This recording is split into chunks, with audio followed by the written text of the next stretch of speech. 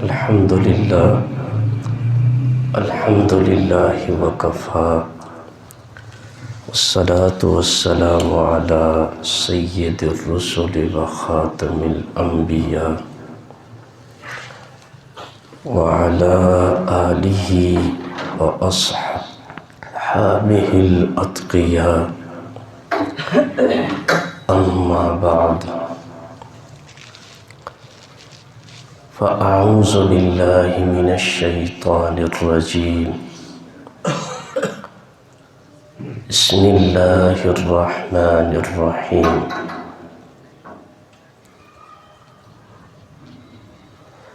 من جاء بالحسنة فله عشر أمثالها ومن جاء بالسيئة فلا يجزى إلا مثلها وهم لا يظلمون صدق الله العظيم اللهم صل على سيدنا ومولانا محمد وعلى آل سيدنا ومولانا محمد وبارك وسلم ثم صل عليه.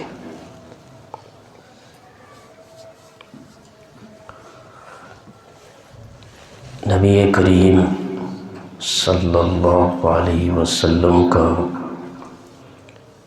ایک فرمان ذی شان ہے جس میں آپ علیہ السلام نے ارشاد فرمایا کہ 7 چیزیں ایسی ہیں کہ انسان قبر میں پڑا ہوتا ہے لیکن اس کے نام اعمال میں اجر لکھا جا رہا ہوتا ہے. یعنی 7 کام صدقہ جاریہ ہے. صدقہ جاریہ یہ ہے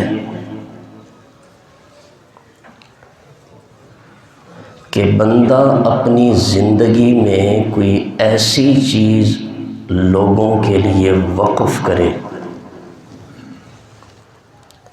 جس کو لوگ ہمیشہ استعمال کرتے رہیں، لوگ اس سے مسلسل فائدہ اٹھاتے رہیں. جب تک لوگ اس سے فائدہ اٹھاتے رہیں گے اس وقف کرنے والے کو، صدقہ کرنے والے کو اس کا ہمیشہ اجر ملتا رہے گا. تو آپ علیہ السلام نے فرمایا کہ ایسے کام کہ جن کا ثواب بندے کو مرنے کے بعد قبر میں بھی ملتا رہتا ہے، وہ 7 کام ہیں. اور ان کو سننے سے پہلے، بیان کرنے سے پہلے اللہ تعالیٰ سے یہ دعا کرتے ہیں کہ اللہ تعالیٰ ہمیں بھی ان 7 کاموں کو اختیار کرنے کی توفیق عطا فرمائے. سب سے پہلا کام کہ انسان قبر میں پڑا ہے لیکن اسے اس کا اجر برابر ملتا رہا ہے. آپ نے فرمایا من علم علما، جو کسی کو علم سکھا دے یا کسی کو کوئی علم کی بات پڑھا دے. کسی نے قرآن کی آیت سکھائی، ترجمہ سکھایا، کسی کو حدیث پاک سکھائی، دین کی کوئی بات سکھائی، وفی روایت او نشر، یا کسی شخص نے دین کی نشر و اشاعت کی، دین کو پھیلایا، آگے پہنچایا، آپ علیہ السلام فرماتے ہیں یہ صدقہ جاریہ ہے۔ کسی اہل علم نے اپنی زندگی میں لوگوں کو کچھ علم سکھایا، کوئی مسئلہ بتایا، جنہوں نے سنا انہوں نے اس مسئلے کو آگے بیان کیا، ان سننے والوں نے اس سے آگے بیان کیا۔ جتنے لوگ اس مسئلے کو سنیں گے، اس پر عمل کریں گے، بیان کرنے والے اہل علم کو ان سب کا ثواب ملتا رہے گا۔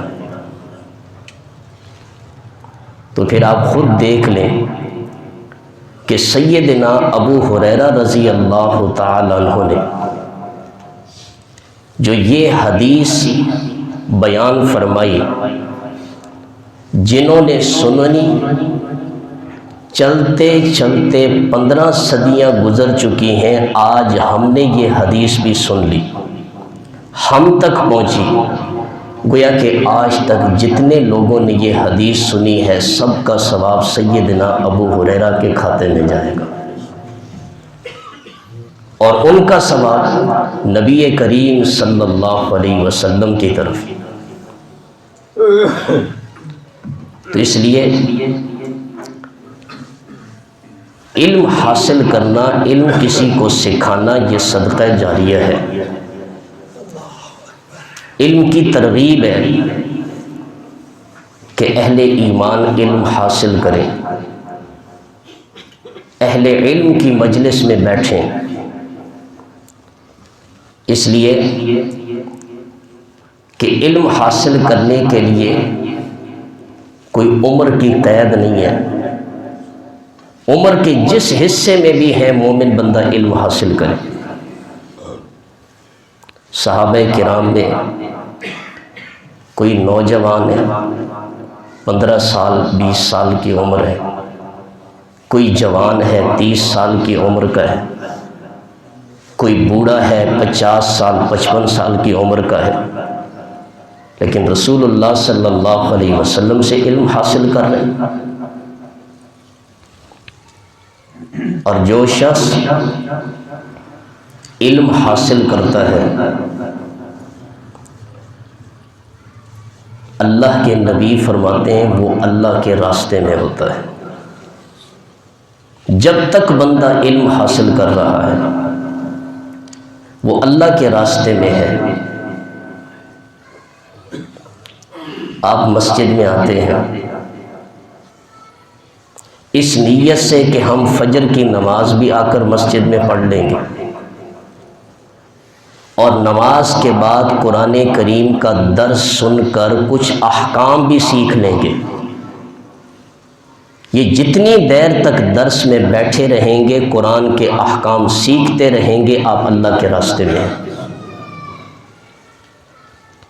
عشاء کی نماز پڑھنے کے لیے آتے ہیں کہ میں جا کر مسجد میں عشاء کی نماز بھی پڑھ لوں گا، نماز کے بعد ایک علم کی مجلس ہوتی ہے جس میں کچھ احکام سکھائے جاتے ہیں، کچھ مسائل سکھائے جاتے ہیں، اس میں بھی شرکت کر لوں گا۔ جب تک آپ عشاء کی نماز کے بعد اس علم کے حلقے کے اندر موجود ہیں، آپ اللہ کے راستے میں ہیں۔ حدیث میں آتے ہیں من خرج فی طلب العلم فہو فی سبیل اللہ حتی یرجع، جو شخص علم حاصل کرنے کے لیے اپنے گھر سے باہر قدم رکھتا ہے، دور قریب کی کوئی شرط نہیں ہے، علم حاصل کرنے کے لیے اپنے گھر سے باہر قدم رکھتا ہے، جب تک گھر نہیں لوٹتا تب تک وہ اللہ کے راستے میں۔ یہ جو لوگ جماعت کے ساتھ جاتے ہیں انہیں علماء یہی حدیث بتاتے ہیں کہ اسی حدیث کی بنیاد پر آپ علم حاصل کرنے کی طلب سے نکلیں گے تو فی سبیل اللہ ہوں گے۔ تو جو لوگ، جو بچے صرف 10 دن نہیں، 20 دن نہیں، 40 دن نہیں، 4 ماہ نہیں، 1 سال نہیں، بلکہ 8 سال تک اپنے گھروں کو چھوڑ کر، اپنے عزیز و اقارب کو چھوڑ کر، روکھی سوکھی کھا کر دین کا علم حاصل کرنے کے لیے مدارس کے اندر رہتے ہیں، وہ اس حدیث کے سب سے پہلے مصداق ہیں۔ مدارس کے طلباء اللہ کے راستے میں ہیں، اور ان پہ خرچ کرنا بھی فی سبیل اللہ میں شمار ہوگا۔ اور پتہ ہے فی سبیل اللہ خرچ کرنے کا کتنا اجر ہے؟ اللہ کریم فرماتے ہیں جو اللہ کے راستے میں خرچ کرتا ہے، ایک کے بدلے میں کم از کم 700 گنا اجر ہے۔ اس لیے مدارس کے طلباء پہ خرچ کرنا، دین کے شعبوں میں کام کرنے والے لوگوں پہ خرچ کرنے کا اجر باقی جگہوں سے زیادہ ہے۔ تو رسول اللہ صلی اللہ علیہ وسلم نے صدقہ جاریہ میں پہلا کام کیا بتایا کہ جس بندے نے کسی کو علم سکھایا، دین کی کوئی بات پڑھائی، جب تک لوگ اس پہ عمل کرتے رہیں گے اسے ہمیشہ کے لیے اجر و ثواب ملتا رہے گا۔ دوسرا صدقہ جاریہ، او اجرا نہرن، لوگوں کی پانی کی ضرورت کو پورا کرنے کے لیے نہر کھدوا دی۔ اللہ نے استطاعت دی ہے کسی کو اور لوگوں کو پانی کی اشد ضرورت ہے، ان کے لیے نہر کھدوا دی۔ یا تیسری چیز، او حفر بئرا، گھریلو استعمال کے لیے کنویں کا بندوبست کیا۔ لوگوں کو میٹھے پانی کی ضرورت ہے، انہیں میٹھے پانی کی سہولت مہیا کر دی۔ اللہ کے نبی فرماتے ہیں یہ بھی صدقہ جاریہ ہے، بلکہ صدقہ جاریہ میں ایک افضل صدقہ ہے میٹھے پانی کا انتظام کرنا۔ حدیث پاک میں آتا ہے حضرت سعد بن عبادہ رضی اللہ تعالیٰ عنہ نبی کریم صلی اللہ علیہ وسلم کے پاس تشریف لائے، عرض کیا یا رسول اللہ میری والدہ وفات پا گئی اور میں چاہتا ہوں کہ ان کے لیے کوئی ایسا کام کروں کہ انہیں ثواب ہمیشہ پہنچتا رہے۔ آپ علیہ السلام نے فرمایا صدقہ دے دو۔ عرض کی اللہ کے رسول ای الصدقۃ افضل، کون سا صدقہ افضل ہوگا؟ آپ علیہ السلام نے فرمایا پانی پلانے کا انتظام کرو۔ چنانچہ سعد ابن عبادہ رضی اللہ عنہ نے اپنی والدہ کے ایصال ثواب کے لیے کنواں کھدوایا، لوگ اس سے ہمیشہ فائدہ اٹھاتے رہے۔ تو یہ تیسری قسم ہے صدقہ جاریہ کی، لوگوں کے لیے پانی کا انتظام کرنا۔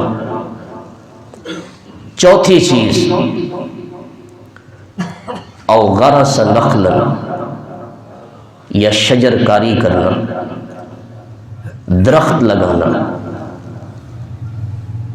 اس نیت سے درخت لگایا اس کے سائے میں انسان بیٹھیں گے، اس نیت سے درخت لگایا اس درخت پہ پرندے بسیرا کریں گے، اس نیت سے درخت لگایا جانور اس درخت کے پتے کھا لیں گے۔ اللہ کے نبی فرماتے ہیں جب تک یہ درخت کھڑا ہے یہ صدقہ جاریہ ہے، اس بندے کو قبر میں بھی اس کا ثواب ملتا رہتا ہے۔ اور صحیح بخاری کی ایک حدیث ہے جس کے راوی ابو ہریرہ رضی اللہ عنہ ہے، آپ علیہ السلام نے فرمایا ما من مومن یغرس غرسا او یزرع زرعا فیاکل منہ طیر او انسان او بہیمت الا کان لہ صدقہ۔ کوئی صاحب ایمان بندہ جب درخت کا پودا لگائے یا کاشت کرے اور اس میں سے کوئی پرندہ، کوئی آدمی کوئی جانور کھا لیتا ہے یہ اس بندے کے حق میں صدقہ شمار ہوگا۔ اللہ اکبر۔ درخت لگانے والوں کے لیے، پودے لگانے والوں کے لیے، کھیتی کرنے والوں کے لیے نبی علیہ الصلوۃ والسلام نے اس حدیث میں کتنی عظیم بشارت سنائی ہے کہ اگر کوئی آدمی، کوئی چلتا پھرتا جانور، کوئی اڑتا ہوا پرندہ ان کے لگائے ہوئے درخت کے پھل میں سے کھا لے یا کھیت میں سے کوئی دانہ کھا لے، اس درخت لگانے والے کو، کاشت کرنے والے کو فی سبیل اللہ صدقے کا اجر و ثواب حاصل ہوگا۔ تو آپ علیہ السلام نے چوتھا کام جو بتایا صدقہ جاریہ کا، وہ درخت لگانا ہے۔ اس کے اور بھی بڑے فوائد ہیں، بہترین صدقہ جاریہ ہے۔ پانچویں چیز، او بنا مسجدن، اللہ کی عبادت کے لیے مسجد بنوائی، لوگ آ کر مسجد میں نماز پڑھیں گے،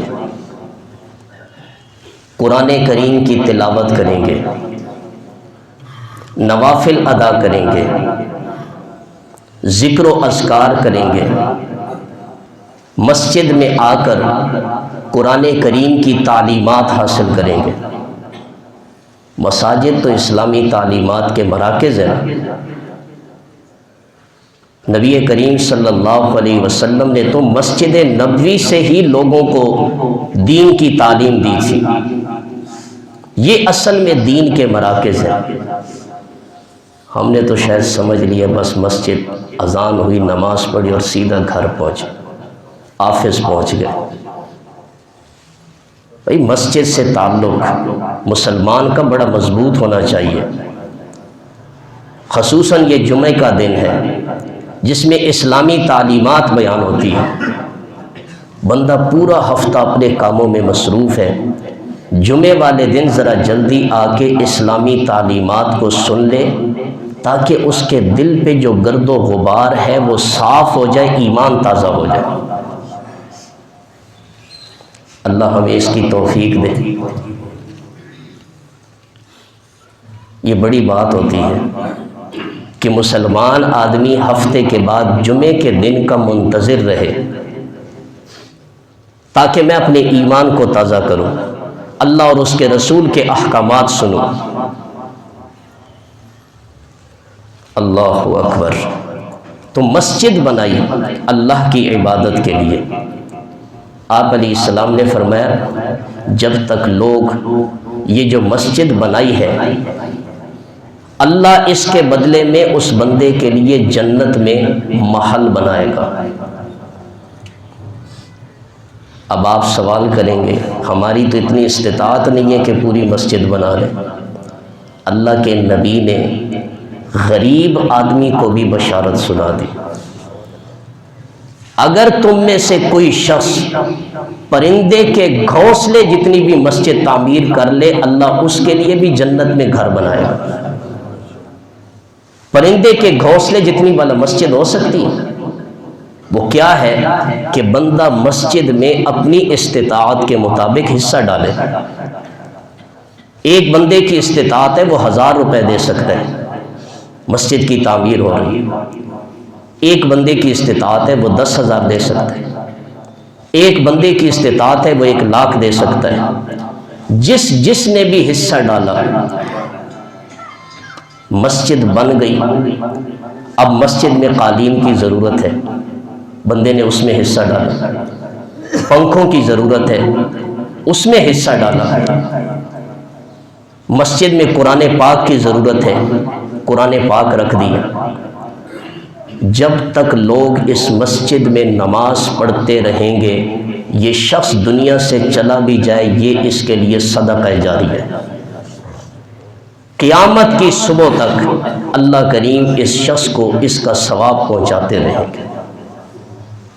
تو یہ مسجد یہ بھی صدقہ جاریہ ہے، مسجد بنوانا، مسجد میں حصہ ڈالنا۔ اور چھٹی چیز، او ورث مصحفا، یا کسی نے قرآن پاک کا کوئی نسخہ چھوڑا، قرآن پاک کا نسخہ وراثت میں چھوڑتا ہے۔ ایک آدمی بازار میں گیا، قرآن کریم خریدا، نیت یہ ہے کہ میں لے جا کر گھر میں یہ قرآن پاک پڑھوں گا، میرے بیوی بچے پڑھیں گے۔ بازار سے قرآن لیا، مسجد میں رکھا، نمازی آئیں گے تو مسجد میں آ کر وقت ہے قرآن کریم کی تلاوت کریں گے۔ یہ شخص مر بھی جائے، جب تک لوگ اس قرآن پاک کے نسخے میں تلاوت کرتے رہیں گے اس کو برابر اجر و ثواب ملتا رہے گا۔ اور اگر آپ نے دیکھا کہ مسجد میں قرآن کثیر تعداد میں موجود ہیں تو پھر درخواست ہے کہ ضروری نہیں ہے کہ آپ قرآن ہی خرید کر لائیں گے، آپ اس کی جگہ پہ کوئی اچھی سی اسلامی کتاب رکھ دیں جس میں قرآن و حدیث کے مسائل ہوں، کوئی ترجمے کا قرآن رکھ دیں، مسجد کے عالم سے پوچھیں اس مسجد میں کون سی کتاب ضرورت ہے جس سے لوگوں کو فائدہ ہو، وہ کتاب آپ مسجد میں لا کے رکھ دیں، اپنے گھر میں کوئی اچھی کتاب رکھ لیں، مدارس کے طلباء کو آپ کوئی قرآن کریم کے نسخے دے دیں، جب تک اس میں بچے پڑھتے رہیں گے لوگ اس ترجمے کے قرآن کو اٹھا کر اسے پڑھیں گے، اس سے ہدایت حاصل کرتے رہیں گے، بندہ قبر میں پڑا ہے اللہ اس نسخے کا ثواب اس کے لیے ہمیشہ جاری رکھیں گے۔ تو یہ چھٹا صدقہ جاریہ ہے جو اللہ کے نبی نے بتایا۔ او ورث مصحفا، یا کسی نے قرآن کریم کا نسخہ وراثت میں چھوڑا۔ اور ساتویں چیز او ترک ولدا صالحا، یا نیک اولاد ہے، اپنی اولاد کی نیک تربیت کرتا ہے، انہیں ایمان سکھاتا ہے، ان کے اخلاق سنوارتا ہے، انہیں نماز کا پابند بناتا ہے، انہیں بڑوں کا ادب سکھاتا ہے۔ اللہ ہم سب کے بچوں کو باادب بنائے۔ آج اس چیز کی بڑی ضرورت ہے کہ ہم اپنے بچوں کو، نوجوانوں کو بڑوں کا ادب و احترام سکھائیں۔ بیٹا کوئی بڑا راستے میں جا رہا ہے اسے سلام کریں، کوئی بڑا بات کہے اسے غور سے سنیں، بڑوں کا احترام سکھائیں۔ جب کسی بڑے کا احترام کیا جاتا ہے اس کے دل سے دعائیں نکلتی ہیں۔ تو جس شخص نے اپنے بچے کی نیک تربیت کی، اسے ایمان سکھایا، اسے اچھے اخلاق سکھائے، اسے فرائض کا پابند بنایا، اسے ایک اچھا مسلمان بنایا، ضروری نہیں ہے کہ وہ عالم بنائے، اللہ توفیق دے تو بہت بڑی بات ہے۔ قیامت کے دن اس کے لیے بڑی فخر کی بات ہوگی جس کا بیٹا عالم یا حافظ ہو۔ اگر وہ عالم نہیں بنا سکتا ایک اچھا مسلمان تو بنائے۔ یہی بچہ بڑا ہو کر اپنے والد والدہ کی وفات کے بعد جب ان کے لیے دعا کرتا ہے، اللہ کے نبی فرماتے ہیں اللہ تعالیٰ اس مرنے والے کو اس کا اجر بھی عطا کرتے ہیں، اس کے درجات بھی بلند کرتے ہیں۔ تو یہ 7 چیزیں ہیں جو صدقہ جاریہ ہیں، جن کا ثواب بندے کو مرنے کے بعد قبر میں بھی ملتا رہتا ہے۔ اور حضرت جابر رضی اللہ تعالیٰ عنہ فرماتے ہیں کہ نبی کریم صلی اللہ علیہ وسلم کے اصحاب میں سے جن جن کو اللہ نے وسعت عطا کی تھی، ان میں سے کوئی بھی ایسا نہیں تھا جس نے اپنی زندگی میں کوئی نہ کوئی اپنے لیے صدقہ جاریہ کی شکل نہ چھوڑی۔